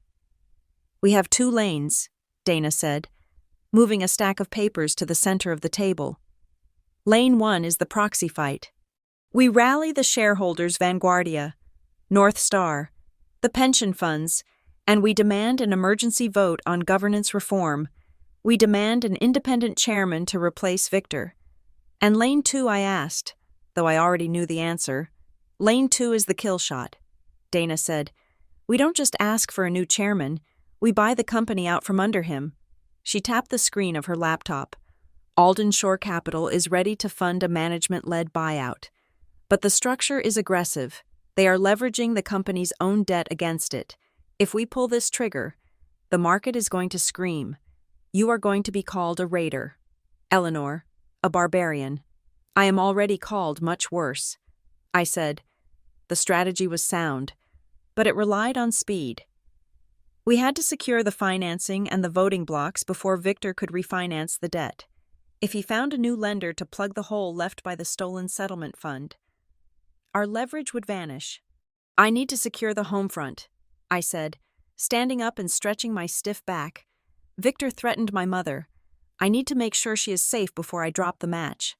I drove to New Jersey the next morning. My mother, Patricia, was waiting for me. Her small condo smelled of lavender and stale cigarette smoke. She looked older than I remembered, her hands trembling slightly as she poured tea. I told her everything. I told her about the threat, I told her about the pension fund he claimed to control. He is a small man. Mom, I said, he is trying to scare me. Patricia set her cup down. Her eyes, usually clouded with resignation, were sharp. He is not just trying to scare you, Eleanor. He is trying to repeat history. She stood up and walked to the hallway closet. She dug through a plastic bin filled with old tax returns and pulled out a faded yellow envelope. I never showed you this, she said, sitting back down. I didn't want you to grow up angry. I wanted you to have a normal life. She slid a document across the table. It was a photocopy of a handwritten letter, dated 25 years ago. The handwriting was jagged, aggressive. I recognized it immediately. It was Victor's. To B. H. My father. Brian Hayes. Brian, the patent issue is unfortunate. However, my offer stands. Sell the IP to Blue Spruce for $10,000, and we will drop the infringement suit. Refuse, and I will ensure the legal fees bankrupt you before the case even hits a docket. I will take your house, your car, and your reputation. Be smart. Be a pragmatist. V.C. I stared at the paper. He knew it was a lie. Patricia said softly, he knew your father didn't infringe on anything, but he knew we didn't have the money to prove it. It wasn't business. Eleanor, it was extortion. I ran my thumb over the signature. He destroyed us for $10,000, I asked. He destroyed us because he could. Patricia said, because your father said no to him once in a meeting. Victor doesn't care about the money. He cares about the submission. She reached across the table and took my hand. He threatened my pension. Let him take it. I can live on Social Security. I can live on bread and water. But do not let him win. Eleanor, do not let him do to you what he did to your father. I squeezed her hand. He won't. I promised. I drove back to the estate that night with the letter in my purse. It was fuel. It was clarity. When I entered the cottage, the house was dark. I found Grant in the study. He was sitting on the floor, surrounded by boxes of old files. He was drinking whiskey straight from the bottle. He looked up at me. His eyes were bloodshot. I found it. He slurred. Found what I asked, dropping my bag. The ledger, he said. The real one. He pushed a heavy, leather-bound book toward me. I stole it from his safe 3 years ago. Grant said. I was drunk. I was angry. I don't know what I thought. I thought maybe I could use it to make him respect me. I opened the book. It was a handwritten record of favors, bribes to zoning commissioners, payments to union leaders to suppress strikes, and transfers to offshore accounts labeled with initials I didn't recognize. This is evidence of racketeering. Grant, I said, my voice quiet. I know. Grant said. He put his head in his hands. I know. And I have sat on it for 3 years because I was too scared to use it. He looked at me, tears streaming down his face. I am so tired. I am so tired of being afraid of him. I am tired of waking up every morning wondering if I have done enough to keep my inheritance. I am 40 years old, and I feel like a child. I sat down on the floor next to him. I took the bottle from his hand. Then stop, I said. Stop playing his game. Grant looked at me. Are you leaving me? He asked. His voice was small, terrified. I looked at him. I saw the man I had married, buried under layers of trauma and cowardice. I don't know yet. I said honestly. He nodded, accepting the blow. Take the ledger, he whispered. Burn him down. Even if it burns me too. I took the ledger. I now had the financial data, the moral mandate, and the criminal history. But I still had a mole problem. Rowan Devereaux had been calling me every day, asking for updates on my strategy. He was too eager. I decided to test him. I met Rowan for coffee. I looked stressed. I let my hands shake. We have a problem. Rowan, I whispered. What is it? He asked, leaning in. The lead investor. I lied. It is BlackRock. They are getting cold feet about the acquisition price. They want a meeting with Victor directly to negotiate a graceful exit. Rowan's eyes lit up. BlackRock. Are you sure? Positive, I said. I am meeting their rep at the Plaza Hotel tomorrow at noon. Rowan nodded sympathetically. I will see what I can do to calm the waters on the board, he said. At noon the next day, I didn't go to the plaza. I sent a courier to watch the lobby. At 12:10, Victor Caldwell walked into the Plaza Hotel. He looked around, checking his watch, waiting for a meeting that didn't exist. Rowan had called him. Rowan was feeding everything I told him straight to Victor. I called Rowan. Did you enjoy the coffee? Rowan, I asked. Eleanor, what do you mean Victor is at the plaza? I said, waiting for BlackRock. But BlackRock isn't coming, and neither are you. There was a silence on the line. You have to understand. Eleanor. Rowan stammered. I understand perfectly. I said, you are fired. Rowan, when the new board is seated, you will be the first casualty. And if you warn Victor about what is actually coming, I will release the emails where you asked me for a consulting fee to support the coup. I hung up. I had blinded Victor's radar. The next morning, the first domino fell. First Manhattan Bank, the primary lender for Caldwell Consolidated's revolving credit facility, refused to extend the loan. They didn't give a reason publicly, but privately, my ally at the bank, a contact Dana had cultivated, had quietly flagged the governance concerns raised by the anonymous whistleblower complaint we had filed with the SEC. Panic swept through the executive floor. I watched from my glass office as assistants ran back and forth. Victor was screaming into his phone. Without that credit line, payroll would bounce in 2 weeks. This was the moment. I called Julian at Alden Shore. Now, I said, we need the signatures. Julian said, we need 51% of the voting bloc committed to the deal before we announce. I have Vanguardia. I said, I have North Star. I have the pension funds. We are at 48%. We need 3% more, Julian said. Or Victor can block it. I knew where the 3% was. It was the employees. The employee stock ownership plan held 5% of the shares, but the voting rights were controlled by a committee appointed by management, except in cases of extraordinary events, where the employees could vote their shares individually. I need to trigger an extraordinary event. I thought, but before I could move, my phone rang. It was Sienna. She was crying. They know. She sobbed. Who knows what security just walked into my office? They confiscated my laptop. They are escorting me out. Victor knows I downloaded the Project Linen files. He is threatening to sue me for corporate espionage. He says he will have me arrested. I felt a cold spike of adrenaline. Where are you? I am on the sidewalk. Eleanor. I am scared. He said he is going to take my house. I looked at my computer. I was 10 minutes away from finalizing the investor deck. If I left now, I risked the momentum, but Sienna had risked everything for me. Go to the Starbucks on 3rd. I said, do not talk to anyone. I am coming. I called Dana. Meet me at the Starbucks on 3rd. Bring the whistleblower protection papers. But the deal. Dana started. The deal waits, I shouted. We do not leave people behind. I met Sienna. She was shaking so hard she couldn't hold her coffee.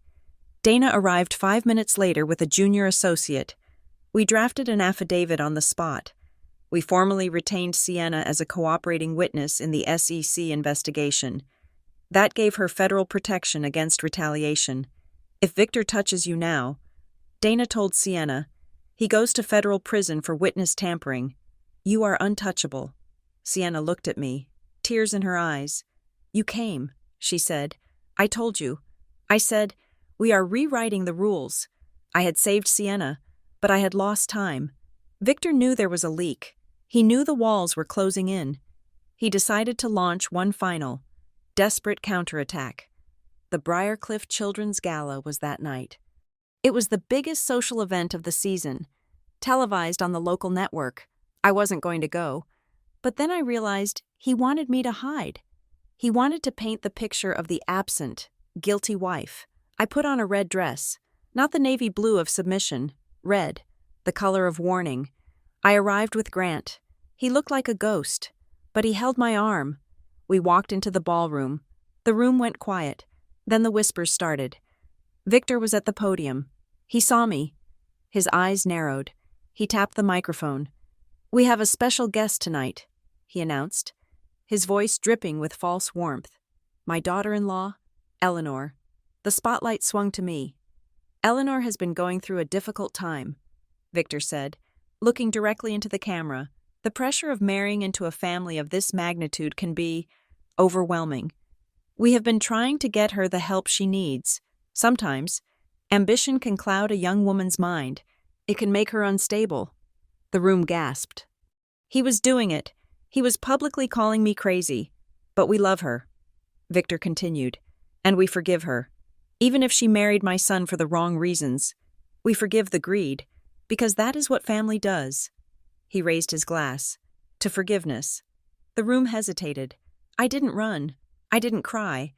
I walked to the stage. Victor looked surprised. He hadn't expected me to move. I walked up the stairs. I stood next to him at the podium. I gently took the microphone from his hand. He was too stunned to stop me. "Thank you, Victor," I said. My voice was steady. It was the voice I used to present risk assessments to boards. I turned to the audience. "Victor is right about one thing," I said. "I am ambitious. I am ambitious for the truth." I looked at the camera. "I am ambitious for a company that doesn't sell dangerous cribs to babies and hide the defects. I am ambitious for a leadership team that doesn't steal from charity funds to build private resorts." Victor reached for the mic, his face turning purple. "Cut the feed," he shouted to the sound booth. But I held on. "I am not unstable." "Victor," I said, looking him in the eye, "I am informed, and by tomorrow morning, everyone else will be too." The sound cut out. Security moved in. I dropped the mic on the floor. It made a loud, dull thud. I walked off the stage. Grant was waiting for me at the bottom of the stairs. He looked terrified, but he didn't let go of my arm. We left the ballroom. The silence behind us was absolute.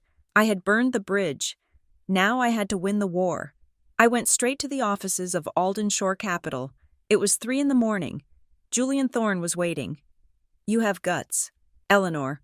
I will give you that," Julian said. "That stunt at the gala is trending on social media.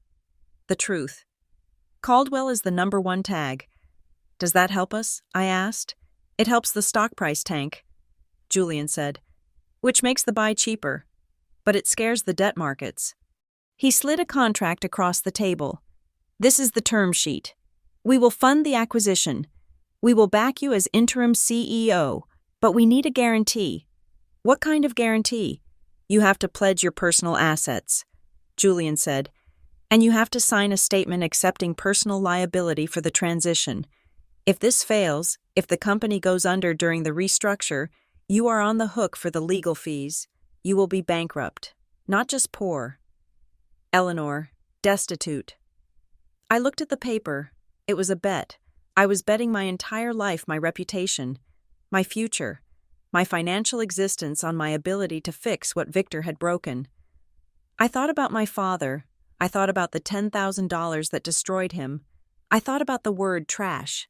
"Give me the pen," I said. I signed. I walked out into the pre-dawn light.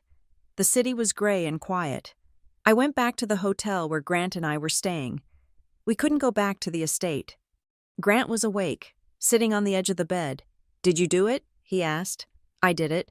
What happens now?" "Now we wait for the market to open," I said. Grant looked at me. He looked small. "Can you save me?" "Elle," he asked, "when the dust settles, can you keep me safe?" I sat down in the chair opposite him. I was exhausted. My bones ached. "I can protect you from poverty." "Grant," I said, "I can make sure you don't go to jail for your father's crimes." I leaned forward. "But I can't save you from yourself. You have to decide who you are. Are you the man who hid the ledger, or are you the man who gave it to me?" Grant didn't answer. He just looked at his hands. I realized then that I might end this war as a widow, not because he would die, but because the marriage might not survive the cure. At 6 o'clock in the morning, the press release went out. Alden Shore Capital and Aurora Holdings announced tender offer for Caldwell Consolidated. Governance overhaul planned. Eleanor Hayes named interim CEO. I watched the news ticker on the television. The stock halted trading within minutes. The anchors were stunned. "A hostile takeover from inside the family," one reporter said. "This is unprecedented." My phone started ringing. It didn't stop. I imagined Victor at the estate. I imagined him waking up, pouring his coffee, and turning on the news. I imagined the moment he realized that the risk analyst he had dismissed, the woman he had called trash, had just bought the chair he was sitting in. I picked up my phone. I had one call to make. I called the reception desk at Caldwell Consolidated. "Good morning," I said. "This is Eleanor Hayes. Please inform security that I will be arriving at 9 o'clock. And please tell Mr. Caldwell to clear his desk." I hung up. I stood up and walked to the window. The sun was rising over the city. It was a cold, hard light, but it was bright. I was ready to go to work. The morning I walked into Caldwell Consolidated as the owner, the building felt like it was holding its breath. The usual hum of the lobby, the click of heels, the chime of elevators, the low murmur of ambition was gone. In its place was a thick, suffocating silence. Security guards looked at me with a mixture of fear and curiosity. The receptionist, a woman who had once refused to look me in the eye when Victor was around, stood up so fast she knocked over her pen cup. "Good morning, Mrs. Caldwell," she stammered. "Ms. Hayes," I corrected gently. I took the elevator to the executive floor. My team was already there. Dana Rourke was setting up a command post in the boardroom, flanked by 3 junior associates and Julian Thorne from Alden Shore. The chaos had already started. Victor hadn't come to the office. Instead, he had gone to his lawyers. At 8:30, we received a temporary restraining order request and a civil complaint filed in the state court. "He is claiming you used marital access to steal trade secrets," Dana said, handing me the filing. "He is arguing that your knowledge of the Project Linen files and the Apex Heritage loans came from Pillow Talk with Grant, which makes it privileged information and inadmissible. He wants the acquisition halted and you removed for corporate espionage." I read the complaint. It was vicious. It described me as a disaffected spouse conducting a vendetta. "It is a lie." I said, "We know it is a lie," Dana said. "And we have the receipts." She pointed to a timeline on the whiteboard. "We have the affidavit from Sienna Park. We have the whistleblower complaint filed with the SEC before the acquisition closed. We have the forensic trail of your independent discovery of the Apex loans. We can prove you didn't get this from Grant in bed. You got it from the server logs you were authorized to access as the risk governance advisor." "It will hold," I asked. "It will hold," Dana said. "But he is trying to spook the lenders. He wants the banks to freeze the funds before the transfer clears at noon." I looked at the clock. It was 9:15. We had 3 hours to stabilize the ship before the money moved. "I need to speak to the employees," I said. "Rumors are poison. If they think this is a liquidation, they will stop working. The operations will grind to a halt, and we will lose the quarter." I called an emergency town hall.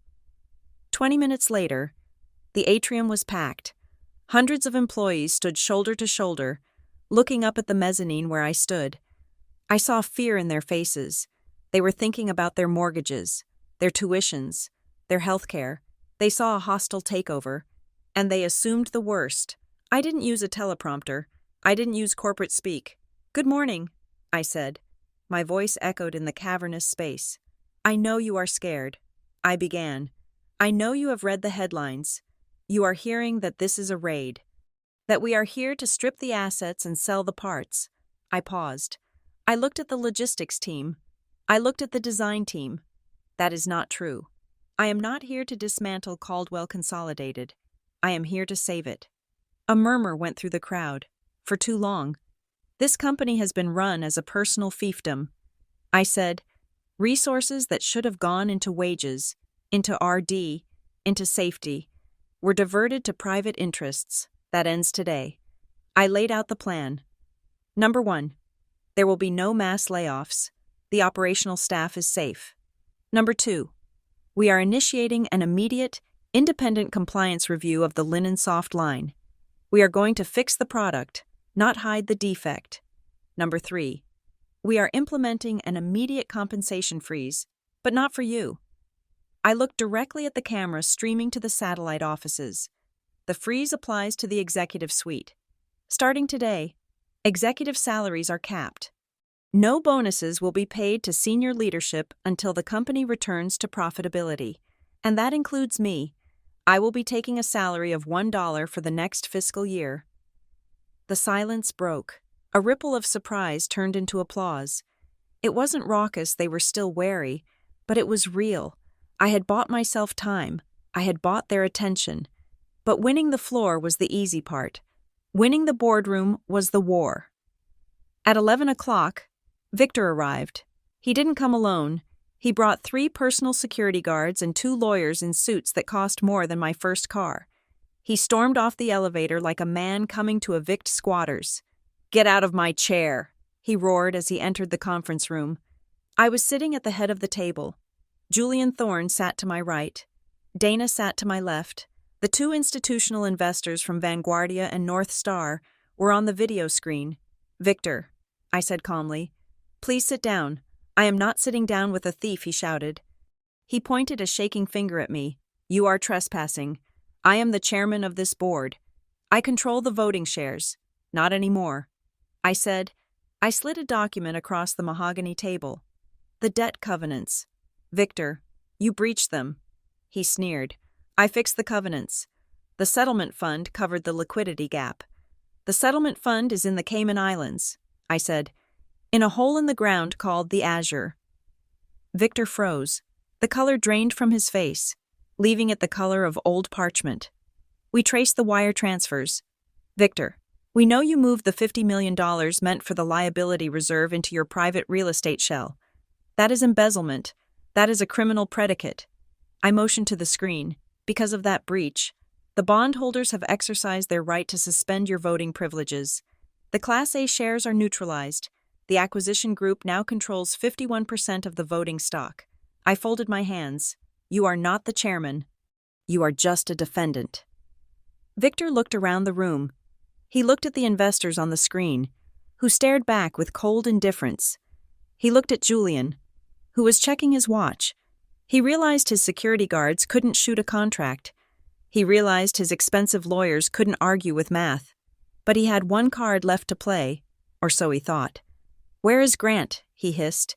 "He is coming." I said. Grant walked into the room. He looked different. He wasn't wearing a suit. He was wearing a plain button-down shirt and slacks. He looked tired, but he wasn't hunching.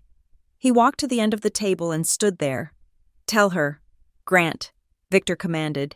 His voice regained some of its old bluster. "Tell them that this is a lie. Tell them about the ledger.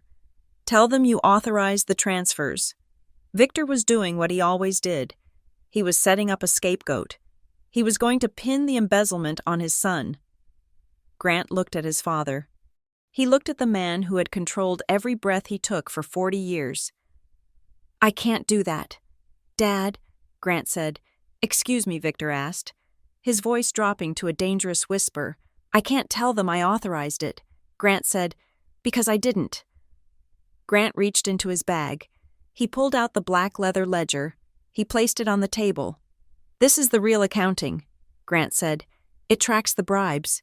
It tracks the union suppression payments. And it tracks the transfers to Apex Heritage." Grant looked at the lawyers. "My father forced me to sign false compliance documents." Grant said, "He threatened to cut me off. He threatened to destroy my career. I have been a coward for a long time, but I'm not going to be a criminal for him. Not anymore." Victor stared at his son.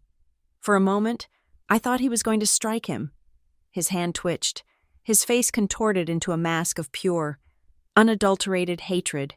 "You weak, pathetic little disappointment." Victor spat. The room was silent. The insult hung in the air, ugly and raw. It didn't redeem Grant. He was still the man who had stayed silent for years. But in that moment, he broke the spell. He stepped out of the shadow and let the light hit the rot. I stood up. "Victor Caldwell." I said. My voice was quiet, but it filled the room. "We are offering you a choice." I pushed a second document across the table. Option A. You resign immediately. You sign a non-interference agreement. You vacate the premises. In exchange, we will not immediately refer the embezzlement charges to the district attorney. We will handle the recovery of funds through civil arbitration. You keep your pension, but you lose your equity. I paused. Option B. You refuse. We call the police. We hand over the ledger. You leave here in handcuffs, and you spend the rest of your life in federal prison fighting a RICO indictment. Victor looked at the paper. He looked at the ledger. He looked at me. He realized that the trash he had mocked at dinner had just outmaneuvered him on every front. He realized that his arrogance had been his blind spot. He picked up the pen. His hand was shaking with rage. "You will regret this," he whispered. "You will all regret this." He signed. He threw the pen across the room. It hit the wall with a sharp crack. "Get out," I said. Victor stood up. He adjusted his jacket. He tried to summon some dignity, but it was gone. He looked small. He looked like an old man who had forgotten where he parked his car. He walked to the door. He stopped and looked at Grant. "You are dead to me," he said. "I know." Grant said, "I have been dead to you since I was born. I was just an asset you hadn't liquidated yet." Victor walked out. The security guards followed him. The door closed. The room let out a collective exhale. Julian Thorne loosened his tie. Dana slumped in her chair. "We did it," Dana whispered. I looked at the empty chair at the head of the table. I felt a surge of triumph, hot and fierce. I had won. I had taken the empire. I had avenged the insult. But as I looked at Grant, who was staring at the table with a hollow expression, I felt a wave of nausea. Firing a parent isn't a victory, it is an amputation. We had cut off the gangrenous limb, but the body was still in shock. There was blood on the floor, and we were the ones holding the saw. The next few weeks were a blur of damage control. The story broke, and it broke hard. The business press couldn't decide how to frame me. To some, I was a hero. Forbes ran a piece titled, "The New Guard: How Eleanor Hayes Cleaned House." They praised my strategic acumen, my focus on governance, my refusal to do layoffs. I received letters from women in business schools telling me I was their inspiration. To others, I was a villain. The tabloids called me the Black Widow of Briarcliff. They ran stories quoting anonymous family friends who claimed I had manipulated a weak husband to steal a fortune. They analyzed my clothes, my hair, my lack of public emotion. They called me cold. They called me vindictive. I learned very quickly that power invites projection. People didn't see me. They saw a screen onto which they could project their own feelings about women, about money, about family. I couldn't control the story. I could only control the company. I threw myself into the work. I slept 4 hours a night. I met with the regulators. I negotiated with the suppliers. I visited the factories. I was fixing it. The stock price stabilized. The lenders returned. The Linensoft recall was painful, but the transparency earned us customer trust. But while I was rebuilding the company, my personal life was dissolving. One evening, 3 weeks after the coup, Dana came into my office. She looked pale. "We have a problem," she said. "What now?" I asked, rubbing my eyes. "Did the union reject the contract number?" Dana said, "It is the trust." She sat down and opened a file. We thought that stripping Victor of his voting rights was the end of it, but we missed a clause in the original 1985 trust formation document. It was sealed. We only found it because the trustee bank flagged it during the asset transfer. What does it say? "It is a dead man's switch," Dana said. She read from the document, "In the event that the founder, Victor Caldwell, is removed from the board of directors against his will, all beneficiary interests held by his direct descendants, Grant Caldwell, shall be immediately reclassified as disputed assets and placed into a frozen escrow account for a period of no less than 5 years. Pending a judicial review of the removal's validity." I stared at her. "What does that mean in plain English?" "It means Grant's shares are frozen." Dana said, "We can't use his equity to back the loans for the buyout. The collateral just vanished." And it means Victor can drag us into litigation for 5 years to determine if his removal was valid. He can bleed us dry with legal fees. He can paralyze the company from the outside. I felt a cold rage settle in my chest.